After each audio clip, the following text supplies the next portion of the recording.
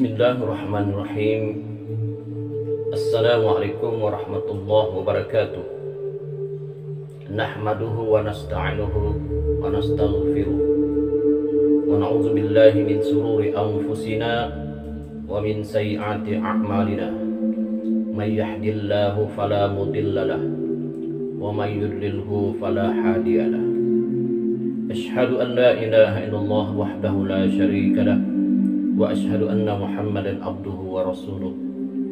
Allahumma salli wa sallim ala sayyidina wa nabiyyina wa habibina Muhammad wa ala alihi wa ashabi ajma'in. Amma ba'd. Alhamdulillah, bersyukur kita banyak-banyak pada Allah Subhanahu wa taala kerana dengan izinnya, dengan limpah dan kurnianya, maka sekali lagi dapat kita bertemu dalam siri-siri tazkirah online. Dan tak lupa juga selawat dan salam kepada junjungan Nabi besar Muhammad sallallahu alaihi wasallam. Semoga tazkirah ini dengan izin Allah, dengan berkat baginda Nabi Muhammad sallallahu alaihi wasallam, Allah Subhanahu wa taala memberi kita manfaat hasil daripada mendengar tazkirah ini. Tuan-tuan, puan-puan, saudara-saudari, para penonton yang dikasihi sekalian, kali ini kita akan membawa tajuk iaitu berkenaan dengan 10 tanda-tanda kiamat besar. 10 tanda-tanda kiamat besar. Para penonton sekalian sedia maklum bahawa sekarang ini kita berada di akhir zaman, iaitu di akhir zaman, yang mana banyak bencana malapetaka yang telah berlaku ke atas muka bumi ini. Bahkan sejak akhir-akhir ini, bala bencana malapetaka itu bertambah hebat, bahkan semakin hebat di tahun-tahun yang akan datang. Subhanallah. Ini pasti terjadi, tuan-tuan yang dikasihi sekalian. Sama ada kita bersedia atau tidak, sama ada kita mahu atau tidak, sama ada kita percaya atau tidak, ia pasti terjadi dan akan terjadi. Bila? Wallahu alam. Hanya Allah Subhanahu wa taala yang mengetahui. Tetapi Nabi kita Muhammad sallallahu alaihi wasallam dalam hadis-hadisnya telah memberitahu akan tanda-tanda kiamat besar. Ya. 10 tanda-tanda kiamat besar. Harus diingat juga oleh semua penonton sekalian bahawa tanda-tanda kiamat kecil hampir semua telah berlaku. Ya. Tanda-tanda kiamat kecil yang kita sebutkan dalam siri tazkirah yang lepas hampir semua telah berlaku. Subhanallah. Ini menunjukkan bahawa dunia sekarang ini sudah menuju ke arah pengakhirannya. Ya. Dunia sekarang ini telah tua dan menunggu saat untuk Allah Subhanahu wa taala kiamatkan. Para penonton sekalian, mari kita membaca 10 tanda-tanda kiamat yang ada di dalam hadis Nabi Muhammad sallallahu alaihi wasallam. Hadis ini daripada Huzaifah bin Asid Al-Ghifari. Dia berkata, telah muncul Rasulullah sallallahu alaihi wasallam di samping kami. Apabila kami sedang berbincang, maka baginda sallallahu alaihi wasallam bertanya, "Apa yang kamu bincangkan?"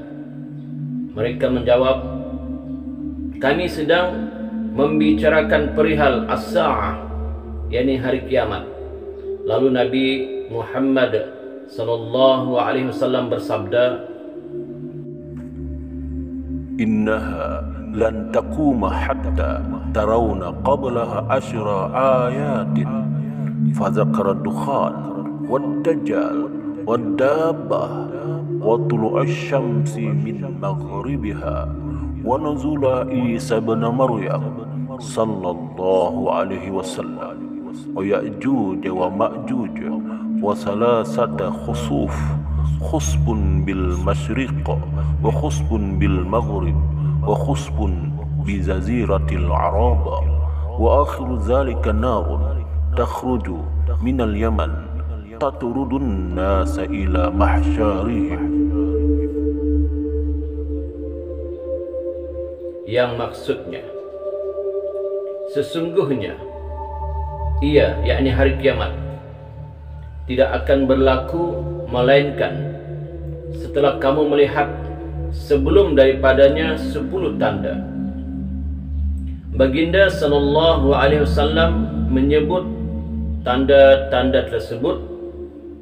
Yang pertama asap, kemudian dajjal, ad-dabbah, terbitnya matahari dari barat, turunnya Nabi Isa anak kepada Maryam, Ya'juj wa Ma'juj, dan 3 gerhana, yaitu 1 gerhana di timur, 1 gerhana di barat, dan 1 lagi gerhana di rantau Jaziratul Arab.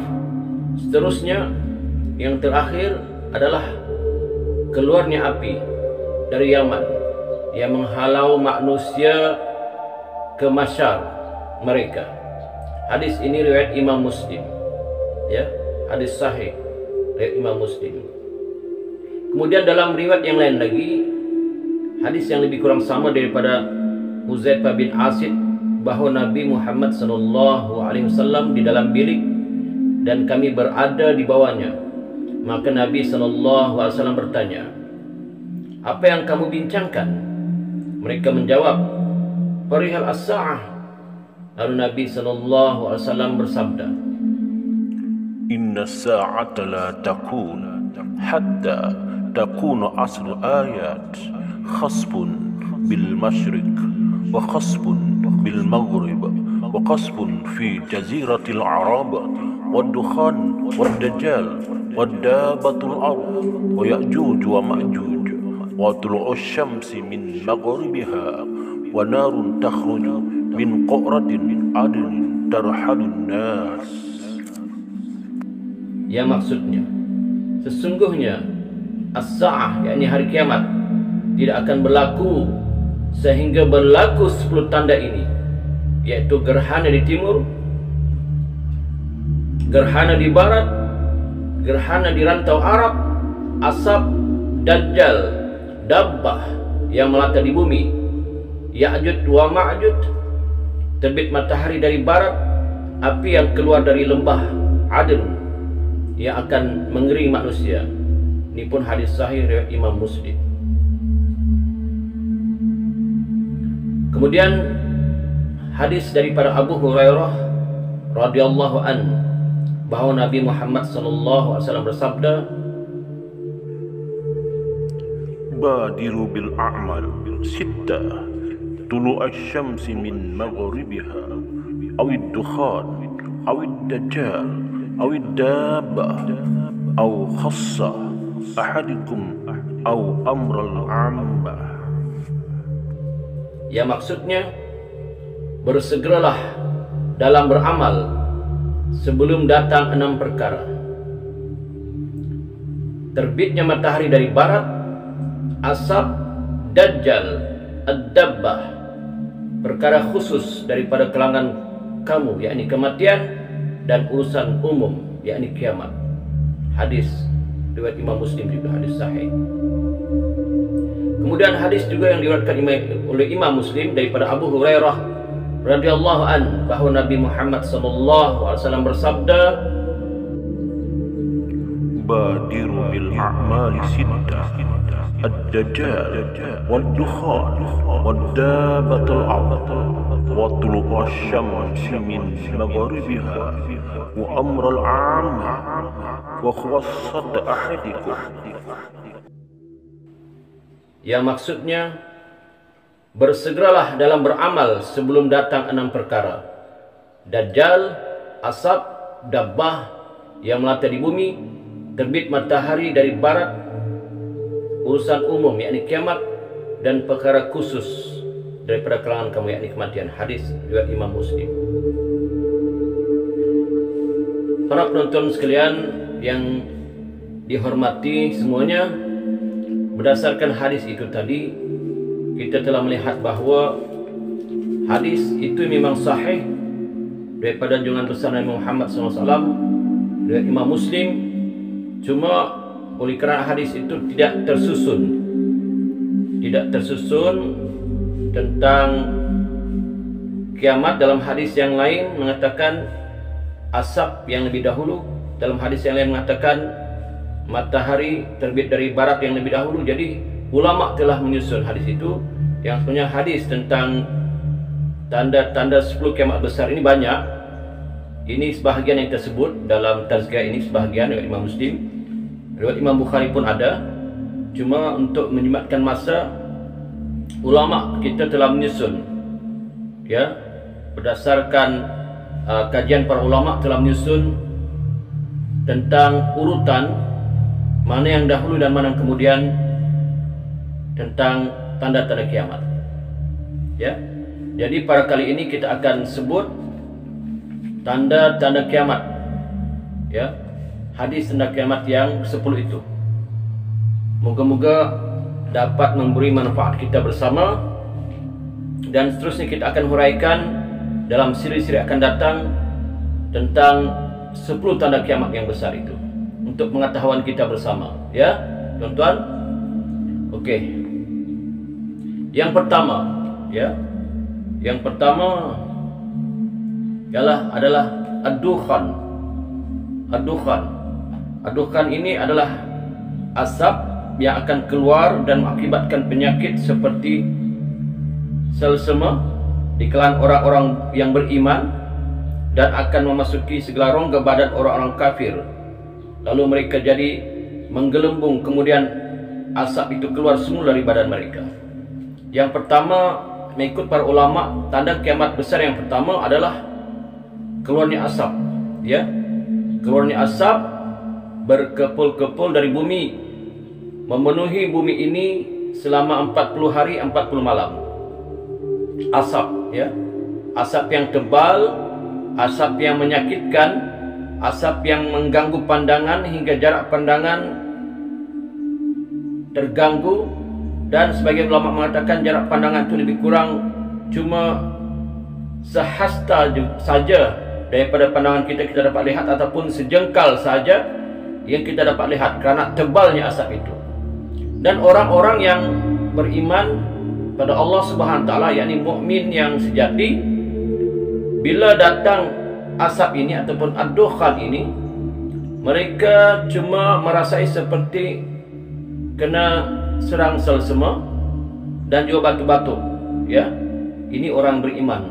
Alhamdulillah, ya. Allah bagi mereka bila datang asap ini, ad-dukhan ini, mereka cuma seperti terkena selsema ataupun batuk dan asma. Tapi orang-orang kafir, ya, dan orang-orang yang derhaka kepada Allah Subhanahu wa taala, mereka bila ad-dukhan datang, asap datang, maka mereka akan rasa kepanasan bahaya yang sangat, hingga kan asap itu keluar daripada hidung mereka, telinga mereka dan mulut mereka kerana panas yang sangat, hingga kan kulit orang-orang kafir dan orang derhaka kepada Allah itu melecur kepanasan. Subhanallah. Ini ad-dukhan. Dan ad-dukhan ini disebut dalam Al-Quran, ya, tentang ad-dukhan, surah ad-dukhan. Coba kita lihat dalam Al-Quran tentang Allah bercerita tentang ad-dukhan ini. Ayat Quran tersebut dalam surah ad-dukhan, ya, surah ad-dukhan ayat yang ke-10. A'udzu billahi minasyaitonir rajim. Fartaqib yawma ta'tis samaa'u bidukhanin mubin. يغشى الناس هذا عذاب أليم صدق الله العظيم. Yang maksudnya, maka tunggulah pada hari ketika langit membawa kabut yang nampak jelas yang meliputi manusia. Inilah azab yang pedih. Nampak tuan-tuan, dalam surah Dukhan ayat 10, Allah SWT telah menceritakan tentang Ad-Dukhan, yang mana Allah kata tunggulah saat kedatangannya, ya. Maka sebagai orang beriman pada Allah Subhanahu wa taala, maka kita kena bersedia, ya. Kita kena bersedia mulai dari sekarang, yaitu dengan memperbanyakkan amal ibadah, ya. Persediaan kita apa tuan-tuan? Apa persiapan kita? Persiapan kita memperbanyakkan amal ibadah untuk menambahkan dan menebalkan iman, ya. Memperbanyakkan amal ibadah untuk mempertebalkan iman supaya iman kita kukuh, iman kita kuat ketika datangnya tanda kiamat yang besar ini, yaitu Ad-Dukhan ini, ya. Supaya kita tidak mengeluh dan supaya kita faham bahawa inilah yang disebutkan oleh Allah di dalam Al-Quran tentang Ad-Dukhan dan disebut oleh Nabi Muhammad sallallahu alaihi wasallam, ya. Maka para ulama telah sepakat seperti mana yang saya sebut tadi, mengatakan bahawa asap ini sebagai tanda kiamat yang besar. Cuma di segi pentakwilannya terbagi pada dua bahagian, ya. Terbagi pada dua bahagian. Yang pertama mengatakan bahawa asap itu telah terjadi, yaitu asap kemarau yang telah menimpa kaum Quraisy Mekah ketika mereka didoakan oleh Nabi Muhammad sallallahu alaihi wasallam. Ini adalah pendapat Ibnu Mas'ud, Mujahid, Abul Aliyah dan An-Nakai, dan pendapat ini dipilih oleh Imam Ibnu Jarir At-Tabari, ya, Ibnu Jarir At-Tabari radhiyallahu anhum.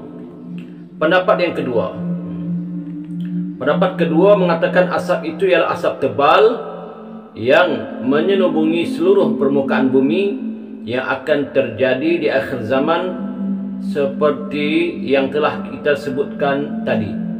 Pendapat kedua ini ialah pendapat Sayyidina Ibnu Abbas, Ali bin Abi Talib dan jumhur para ulama. Pendapat yang kedua ini jumhur para ulama, ya, yang mengatakan, yaitu pendapat yang paling tepat dan paling terpilih. Dan boleh jadi juga asap itu, kata ulama, boleh jadi juga asap itu terjadi dua kali, yaitu pertama di zaman Nabi Muhammad SAW, tetapi tidaklah menyeluruh, ya, maksudnya tidaklah seluruh bumi ketika itu. Dan yang kedua terjadi di zaman kita ini, di akhir zaman. Ini disebutkan oleh seorang ulama besar bernama Imam An-Nawawi dalam syarah Sahih Muslim tentang Ad-Dukhan ini. Dan seperti mana saya sebut tadi, Ad-Dukhan ini berlaku selama 40 hari 40 malam, ya.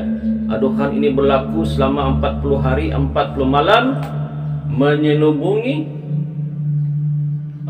bumi ini.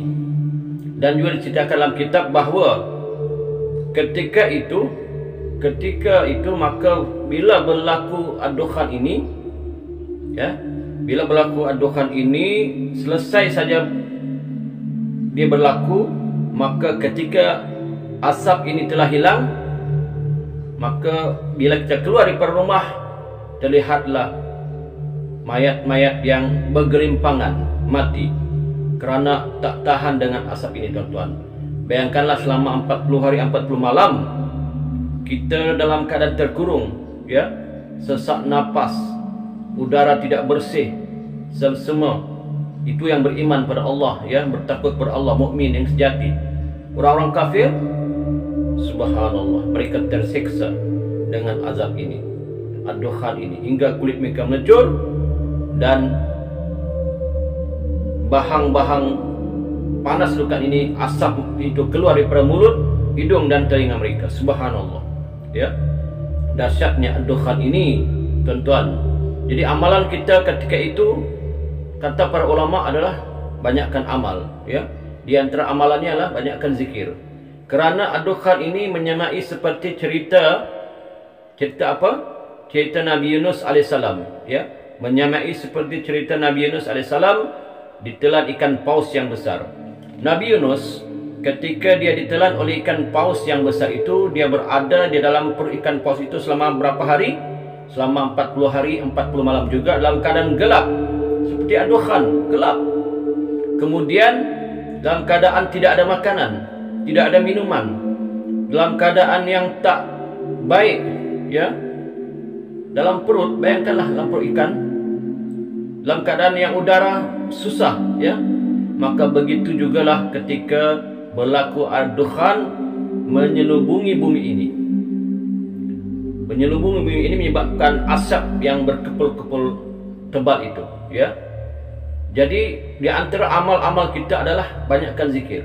Kalau Nabi Yunus alaihissalam ketika berada di perut ikan paus itu, Nabi Yunus berzikir dengan zikir yang biasa kita dengar, yang masyhur, yaitu La ilaha illa anta subhanaka inni kuntu minaz zalimin. Maka berzikirlah kita, ya, apa-apapun zikirlah. Zikir subhanallah, alhamdulillah, ilaha illallah, ya. Amalkan zikir, dan di samping itu amalkan ibadah-ibadah yang lain. Moga-moga kita selamat dan kita bermunajat kepada Allah Subhanahu wa taala. Moga-moga kita selamat menempuh ujian yang besar itu, menempuh ujian tanda kiamat yang besar itu. Ada sebahagian ulama mengatakan bahawa bahkan para cendekiawan Islam mengatakan bahawa terjadinya ataupun puncanya terjadi ad-dukhan itu adalah disebabkan datangnya meteor ataupun tahi bintang ataupun komet menghantam bumi. Bila dia menghantam bumi, maka terjadilah satu pelanggaran yang dahsyat, ya, menyebabkan terbentuklah asap hasil daripada pelanggaran itu. Subhanallah. Ada juga yang berpendapat, para cendekiawan Islam yang berpendapat bahawa ini cuma pendapatlah, ya, bukan hadis, bahawa mereka pendapat hasil berlakunya dukhan itu adalah hasil daripada peperangan yang dipanggil peperangan besar, Malhamatul Kubra, yang akan berlaku di akhir zaman. Yang mana peperangan ini tidak pernah berlaku sejak wujudnya bumi ini. Peperangan ini tidak pernah berlaku sejak Allah ciptakan bumi ini. Peperangan Malhamatul Kubra ini, peperangan yang besar ini, tidak pernah berlaku. Maka tuan-tuan, dikatakan hasil daripada peperangan ini, maka terbitlah ad-dukhan, asap, iaitu mereka mengatakan asap itu keluar daripada senjata terbesar dunia, iaitu nuklear. Senjata nuklear, ya, setiap negara-negara besar yang mencipta bahan-bahan ini, senjata yang bahan yang tercanggih ini, mereka melancarkan serangan, akhirnya berlakulah satu ledakan dan asap terhasil daripada itu. Ada juga pendapat yang mengatakan bagian, ya, dan ada juga pendapat mengatakan berlakunya dan meletupnya gunung-gunung berapi yang berada di atas seluruh muka bumi ini, berada di Indonesia, di Malaysia, ya, di Amerika, ya, seluruh dunia lah, seluruh dunia serentak yang menyebabkan berlakunya asap itu. Wallahu alam, hanya Allah yang mengetahui. Kita pun tidak tahu apa puncanya. Yang penting yang kita percaya, yang penting tuan-tuan yang harus kita percaya, ad-dukhan pasti terjadi. Ad-dukhan, asap tebal yang berkepul-kepul itu pasti terjadi, kerana disebutkan oleh Allah dalam Al-Quran dan disebutkan oleh Nabi dalam hadis-hadis yang sahih. Cuma apa punca dia berlaku, wallahu alam. Ya, pendapat-pendapat tadi yang mengatakan berpunca daripada ledakan meteor ataupun komet ataupun tahi bintang berdasarkan peperangan-peperangan yang besar, berdasarkan pada meletupnya gunung berapi, itu bukan hadis. Itu pendapat para ilmuwan Islam, ya. Kemungkinan berlaku, wallahu alam, hanya Allah yang mengetahui. Yang penting pada diri kita, termasuk saya sendiri, adalah buat persiapan mulai sekarang, Badiru bil a'mal, banyakkan amal sebelum datangnya tanda kiamat ini. Kenapa pentingnya kita banyak amal? Supaya kita kuat iman, kuat keyakinan, tabah menempuh dugaan. Kerana ada juga diceritakan dalam kitab, ada orang yang tidak tahan dengan berlakunya asap ini, akibatnya dia membunuh diri. Tuan-tuan, 40 hari bukanlah sekejap ya.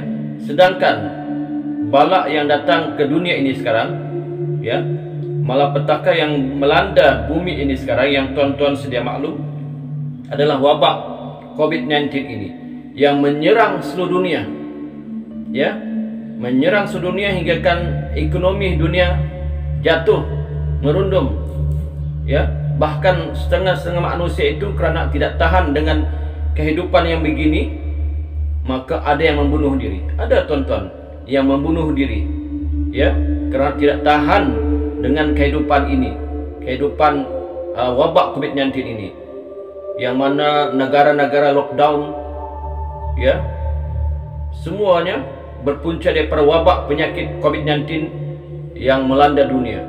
Sedangkan wabak COVID-19 ini belum pernah berlaku dari dulu, dari zaman-zaman dulu, zaman para nabi, belum pernah berlaku wabak seumpama ini. Adapun wabak-wabak yang ada dulu tidak sama seumpama ini. Yang wabak ini melanda seluruh dunia, melanda seluruh dunia secara serentak pula tu, ya, semua negara terkena. Kalau dulu wabak-wabak penyakit seperti taun hanya sebahagian negara kena, kadang-kadang negara yang lain tidak kena.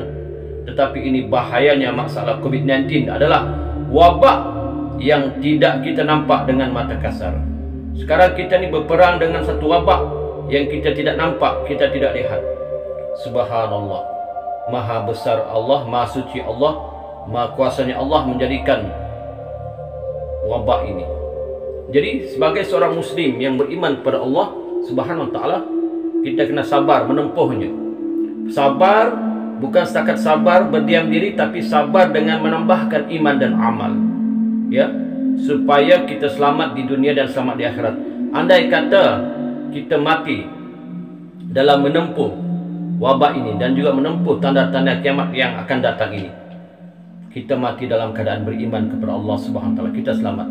Tapi tuan-tuan bayangkan kalau kita tidak bersedia, tidak beramal, ya, tidak mengerjakan ibadah seperti salat, sampai waktu salat tidak salat, tidak berpuasa dan sebagainya, ya, tidak beramal lah pokoknya, sambil lewat dengan amalan-amalan Islam, buat tidak tahu, ya, maka andai kata kita tidak dapat menempuh balak bencana dari Allah, ujian dari Allah ini, kita mati dalam keadaan tidak bersedia, maka kita mati dalam keadaan mati yang tidak baik. Subhanallah, wa na'udzubillahi min zalik. Bahaya tuan-tuan, kita menderita di dunia, menderita di akhirat. Menderita di dunia, menderita di akhirat. Subhanallah, di dunia kita menderita dalam keadaan kita miskin. Sudahlah kita miskin, susah, kita tidak beramal, kita tidak ingat Tuhan. Asyik mengeluh, tapi lupa kita siapa yang memberi rezeki. Yang memberi rezeki itu Allah Subhanahu wa taala. Seharusnya kita minta kepada Allah Subhanahu wa taala, minta pertolongan, ya, minta pertolongan kepada Allah Subhanahu wa taala. Menuntut ilmu, wahai tuan-tuan dan perempuan, tuntut ilmu supaya kita faham.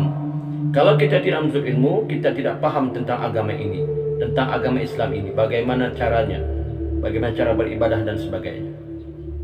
Alhamdulillah, syukur kepada Allah kepada mereka-mereka yang telah buat persiapan awal, yang telah bersedia, yang telah beramal. Alhamdulillah, syukur kepada Allah. Tetapi tingkatkan lagi amalan itu, tingkatkan lagi amalan itu. Moga-moga Allah Subhanahu wa taala menetapkan, mengukuhkan hidayah kita, iman kita, hingga kita mati besok, mati dalam keadaan beriman kepada Allah Subhanahu wa taala, mati dalam keadaan husnul khatimah, mati yang baik, mati dalam keadaan mati syahid, mati dalam keadaan dapat mengucap 2 kalimat syahadat. Orang yang mati sebegini, ya, mati beriman, mati dapat mengucap 2 kalimat syahadat, mati syahid, maka orang ini yang selamat di dunia dan selamat di akhirat. Walaupun di dunia dia dalam keadaan miskin, ya, susah, tapi tidak meninggalkan segala perintah Allah.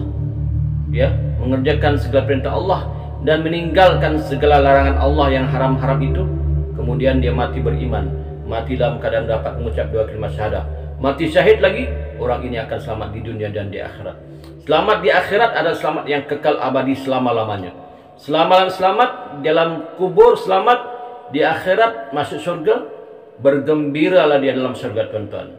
Orang yang beriman, yang mati syahid, mati dalam keadaan mengucap dua kalimat syahadah ini, di surga dia akan bergembira selama-lamanya, bahagia selama-lamanya, menikmati segala yang Allah bagi dalam surga itu. Subhanallah, ya, Maha Suci Allah. Jadi tuan-tuan, renunglah apa yang terjadi sekarang ini.